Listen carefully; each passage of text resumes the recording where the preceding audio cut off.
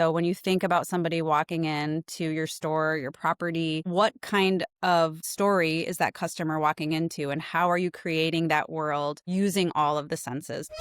Welcome to Not Quite a Podcast, where we talk with founders, marketers, writers, builders, and designers about life, business, marketing, and more. And sometimes we even say something smart. When that happens, we take the best of our talks, tidbits, and wisdom and post it here for our listeners.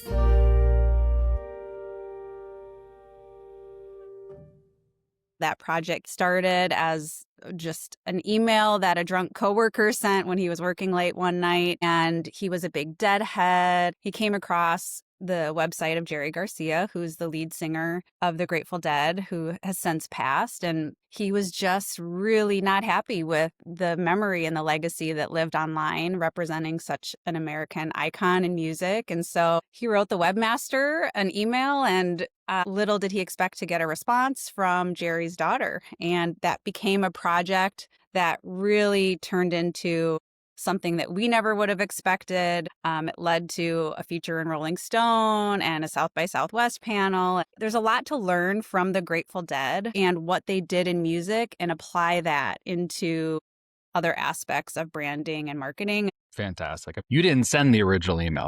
That was somebody else. It was not me. I actually was not a deadhead, but I did get pulled in because he was a strategist and he needed a creative partner. And so we built kind of this small team, and then we carved out a room, which we would typically call a war room. But of course, for Jerry, we decided that a peace room felt like the better name. And so we hung the tie-dye tapestries. We just went through archives and archives of music. There were spreadsheets, and we really kind of put ourselves in the mindset of the Deadhead community. And, I think the big lessons that I took away were the things that the Dead did. So like creating these shared rituals and language.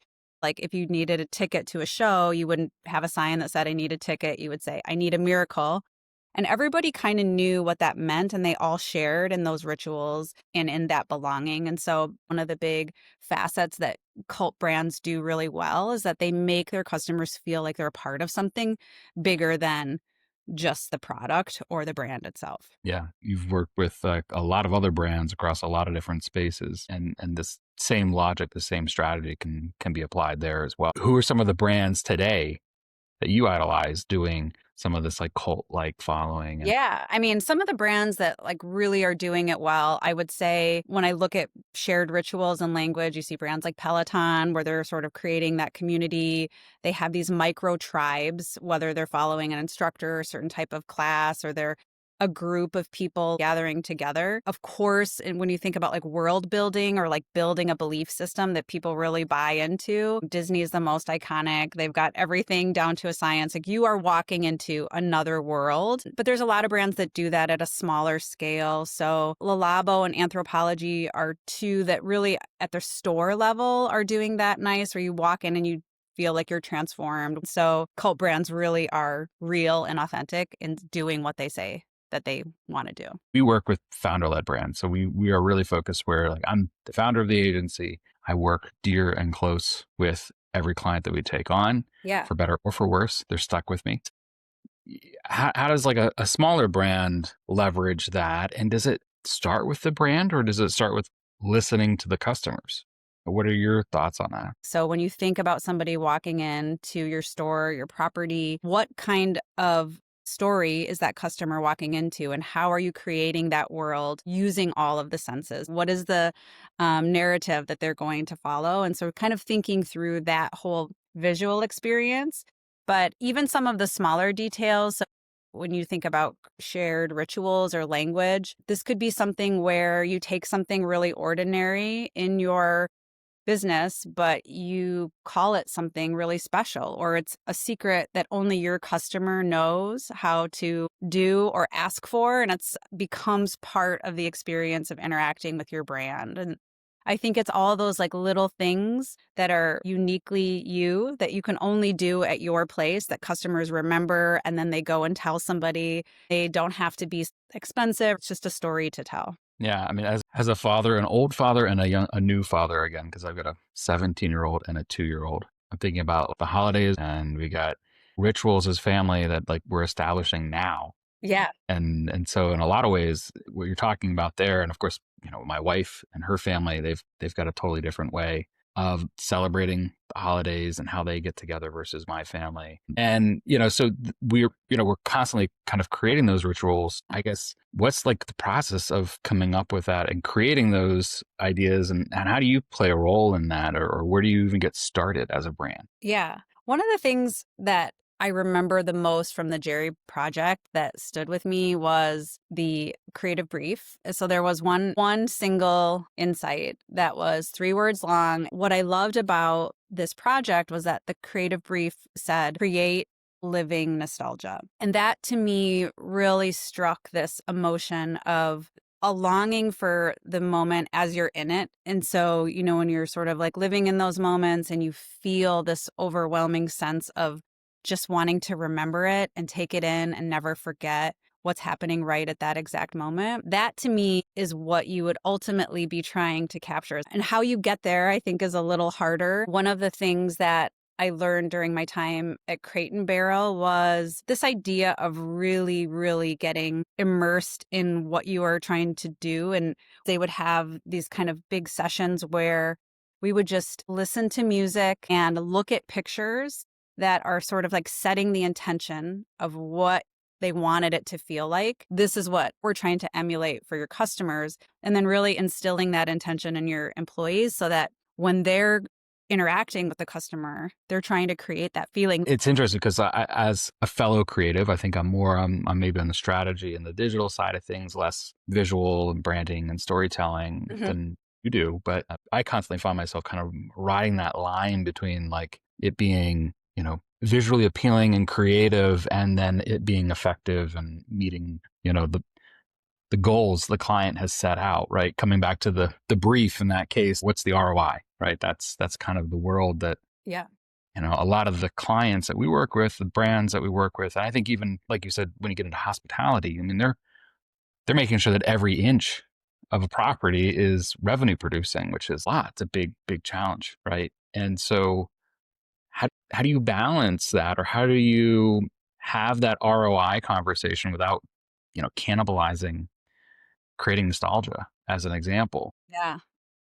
I think everything is so measured and you are held accountable to every metric. And the goal is to move from metric A to metric B. One way that you can stand out is by investing more in things that really do make you real, in creating these smaller rituals that people remember. The real differentiator of a cult brand is some of the less measurable things that they're doing to make people feel like they belong.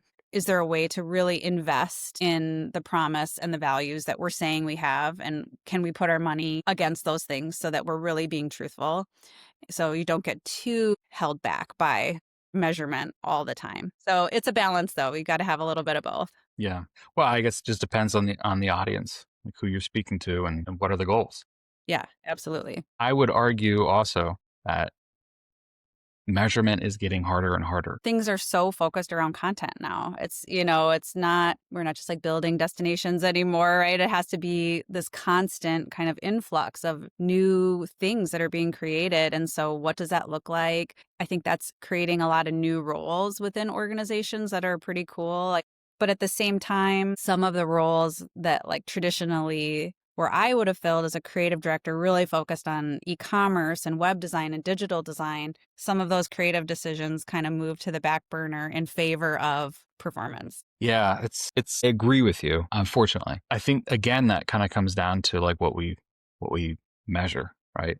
And so what's important, but the reality is like you can only measure so much. And I think we kind of get hooked on this idea that like we saw this percentage increase here, and we get so focused in on those results sometimes that we miss what we're doing to the brand, we miss what we're doing to the overall customer experience in those cases. And the problem is that like we can't really see the damage that we're doing, because by the time like that pattern emerges, like maybe it's already been covered up by the fact that like we saw growth, so we started to pump even more money into campaigns, and we saw more and more results, and we wouldn't have known because we've already kind of moved past that by 30 A/B tests later. I miss the days of like flash websites, Yeah. always panicking to turn off the, oh, where's the mute button on this website? Spectrum of like art and science coming together. A website could look and feel like anything, and it's skewed very far onto the science side. So if you were going to A/B test a red flashing button, would more people click on it than a simple button? Probably. But when you have that button repeated in context of a site, visually, that's just not a great decision. It's not a strong brand presence. What is the right mix of metrics and a little bit of that artistic integrity and instinct and emotion that can come in? We're so focused on reaching like the new customer, who this new person is and what they look like and what they think and what they need. Nobody is making campaigns for the customers they already have. It's always about conquesting new. And It's true. part of me thinks, like, back to your blinking red button comment, like just going after new customers. And are those the customers you even want? Right.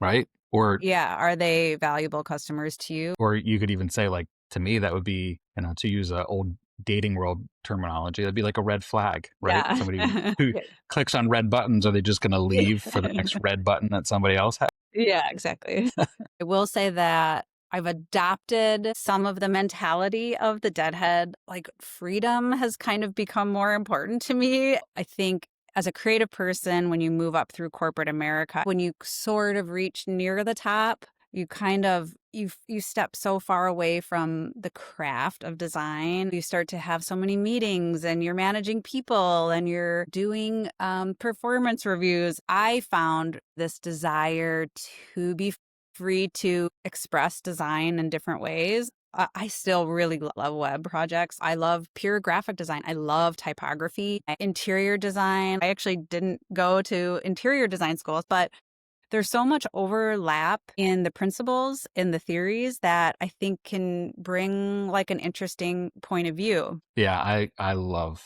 motion graphics. I still reminisce of the days where I carved out like probably way too much time and just worked Yeah. on creating a reel for the agency. Did you did Flash or After Effects? After Effects. Yeah. After Effects. Yeah. You get so lost in it. Yeah.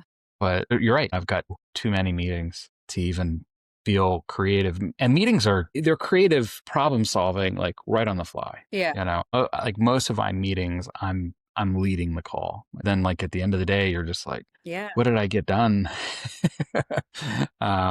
Hopefully somebody was taking notes so that somebody can actually do some work, because all I did was talk for an hour. I've been really trying to like challenge myself to, even just time block an hour where you just aren't looking at other tabs. You're not checking your phone and you're just trying to flow. And it's so rewarding, and you feel like you want to come back. You have like a really great project and you're like, oh, I can't wait to like work on that today. Yeah. I try to time block. I try to block out at least the first 2, maybe 3 hours of the morning. Part of me is like, I should probably just get like another computer that doesn't have anything on it. Yeah. Doesn't have anything on. Like I just do work on that computer, but Yeah. and I leave my phone out of that room. It's almost like you're walking into the CIA. You zip your phone up and you go in, and you got like, that's 2 hours in that room with fantastic loud music playing, and you're just jamming to get some work done and be inspired. That's like so rewarding, and you kind of like remember why you got into it in the first place. Is there a subject that you want to talk about here in the last couple of minutes? I think as you grow in your career, you learn to achieve success through the success of your team or your people versus like just personally getting your own success. You care less about you and you really want to mentor and see other people succeed. I think when you start out early, you think, well, I have to be good at everything. As you get more experience, you start to realize that it's better to know what you're good at and stick with that, and to not try to do everything or to bring in people who are good at what they do on the things where you're not. And I think knowing your weaknesses is equally as powerful as knowing your strengths. Thanks for listening to Not Quite a Podcast. To hear new episodes, view the archive, or find out more about being a guest on the show, visit notquiteapodcast.com.